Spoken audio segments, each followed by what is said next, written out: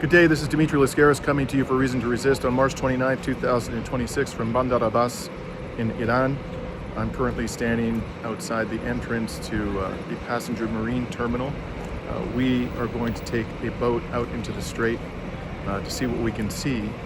We had to change our plan this morning. The plan originally, and this came straight from the mouth of the gracious governor of the province in which Bandar Abbas is situated. We had tea with him last night in a cafe overlooking the Strait of Hormuz.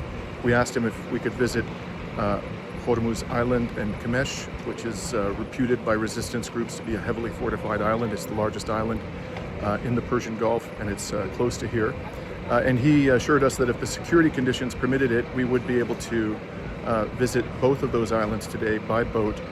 But we were told this morning that the port facility at Hormuz Island had been struck overnight by drones, and therefore we are not going to be able to actually visit the islands, but are going to have to just go out quickly on the water and come back.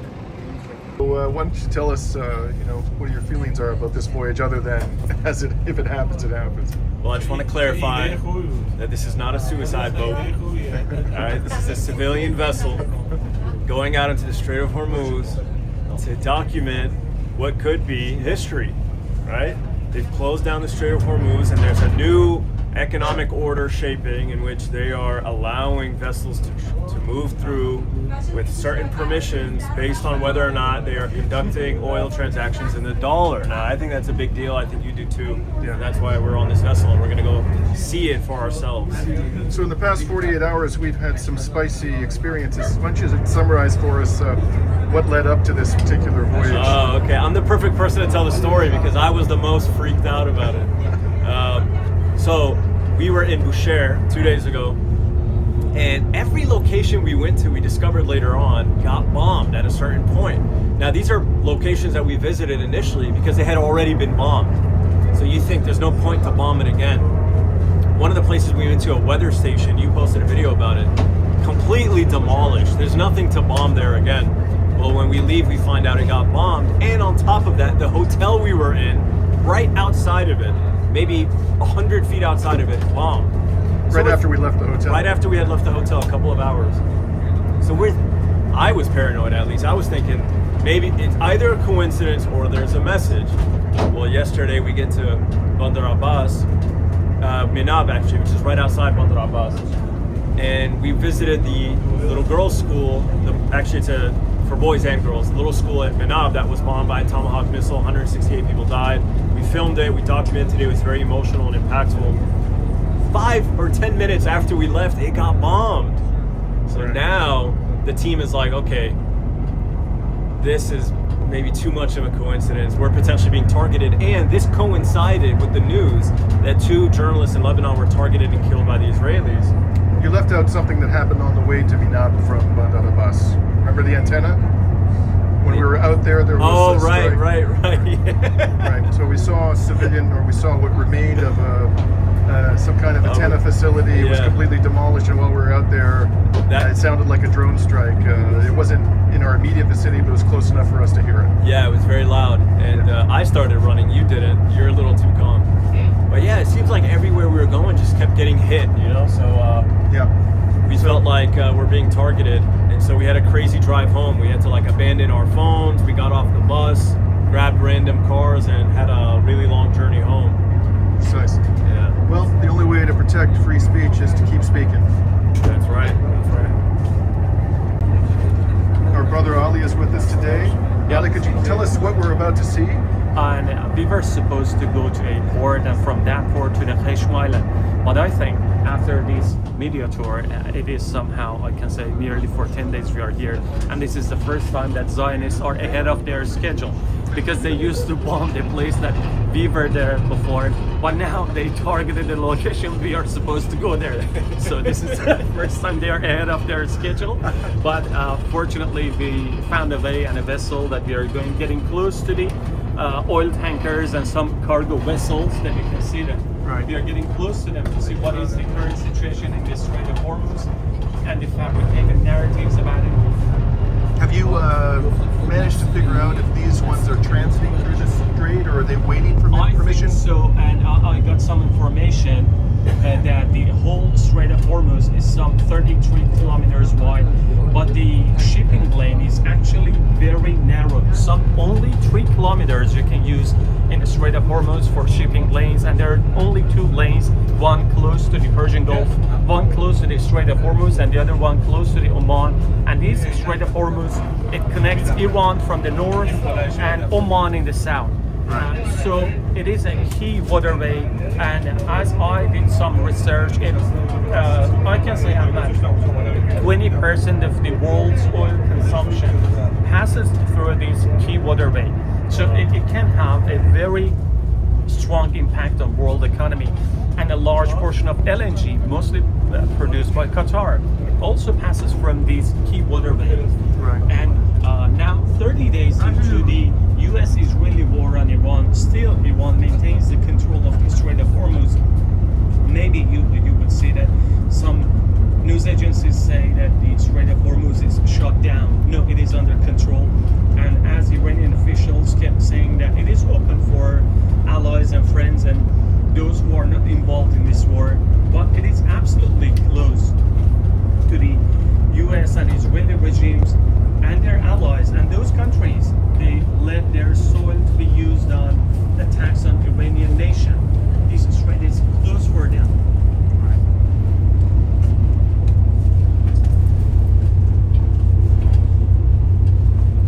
That's a lot of ships. It is indeed. Several dozen just in the immediate area. Just within, on this side of the vessel, there's several dozen. Yeah, there's one's on the other side. Over here.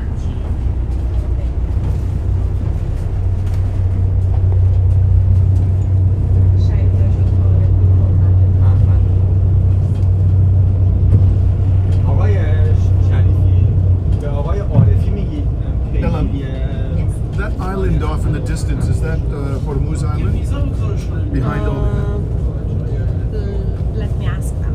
Okay.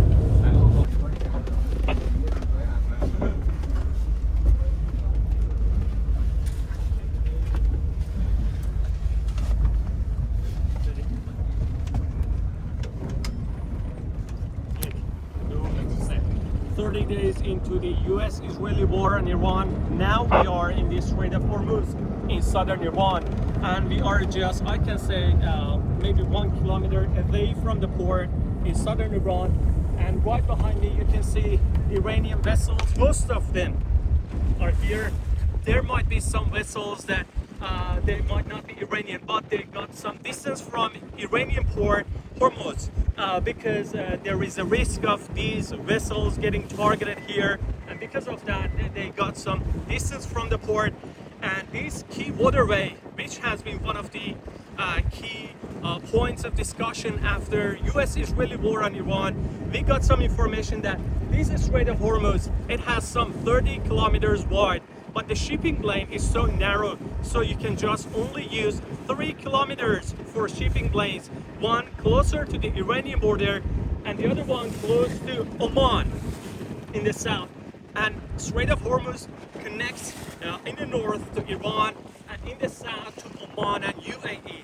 And I got some information that 20% of the world's oil consumption is narrowly using this key waterway to pass, and the large portion of LNG, mostly produced by Qatar, also uses these key waterway to pass. So it affects a large amount the world economy, and it is very important. And as Iran and Iranian officials kept saying from the first day of war that they have not shut down the Strait of Hormuz, but they're controlling it. So there is much difference that this key waterway is open to Iranian allies and to all those countries that they have not participated on US-Israeli aggression on Iran. But absolutely this key waterway is close to those neighboring countries and to some states that they have let US and Israeli regimes use the soil of those countries to target their attacks on the Iranian nation.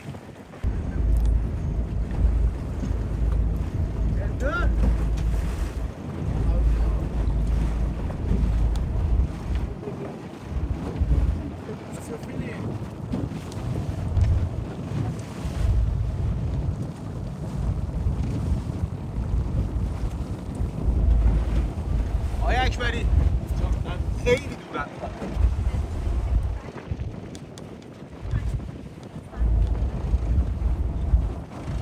آقای اکبری یعنی که باید صحبت کنید با وب پرس انگلیسی بگذارم تصویراشون تموم بشه. بذار رکورداش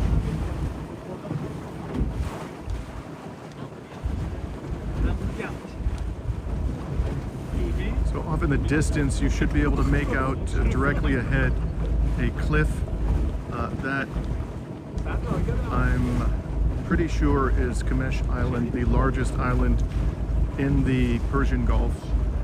You can see that it's quite rugged.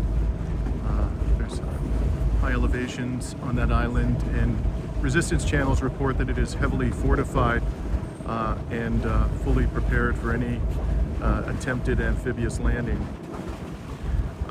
I personally am skeptical that the United States military is going to attempt any kind of amphibious landing on that island. If it does attempt any amphibious landing, it's likely to be on a very small island that is further away from the Iranian coastline and that is of little to no strategic importance to the Islamic Republic.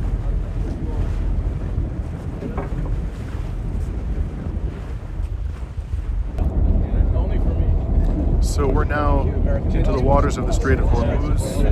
I would say we're about a couple of kilometers from the shore, and we were told we're only going to get 20 minutes out here because there are drones in the sky, and the genocidal Israeli entity has a long and sordid record of murdering journalists with gleeful impunity. So unfortunately we're not going to be able to spend too much time out here. But I'll give you a good panoramic view right now of what we can see.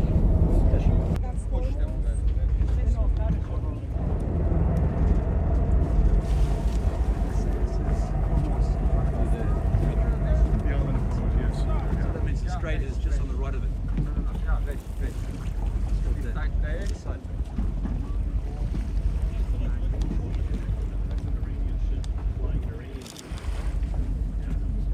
That is Hormuz Island, where we were hoping to go today, but they struck the port facility, so we have to remain on the water.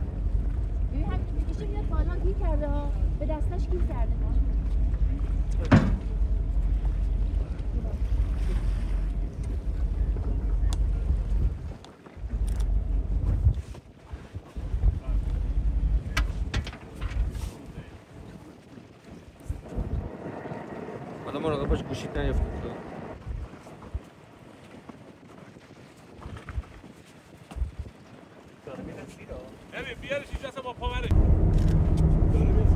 Press TV microphone has fallen overboard. We're going to mount an emergency operation to save it. Who's going in? Ali, I think that's your microphone. You have a duty to make the sacrifice, brother.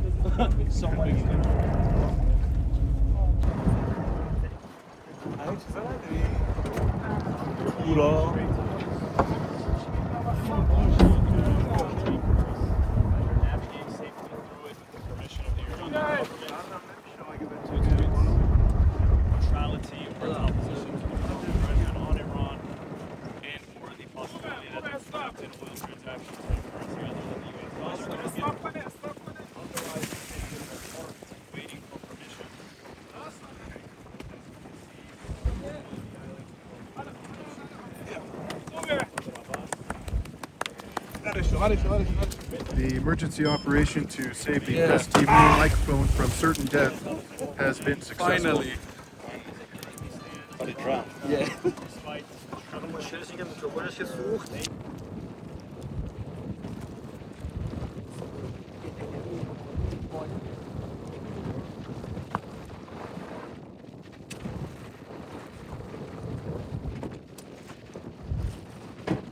This is the island of Hormuz.